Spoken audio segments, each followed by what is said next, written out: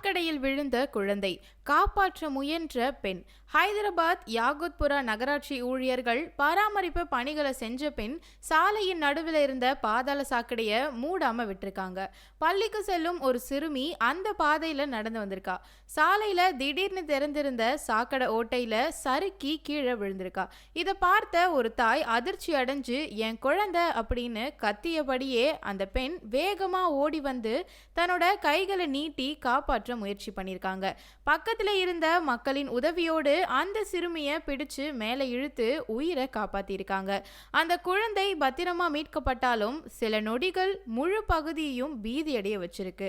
அந்த பகுதி மக்கள் கோபத்துடன் நகராட்சி அதிகாரிகள் செய்யும் அலட்சியம் தான் இதற்கு காரணம். தினமும் இந்த சாலையில குழந்தைகள் முதியவர்கள்னு நடந்து போறாங்க.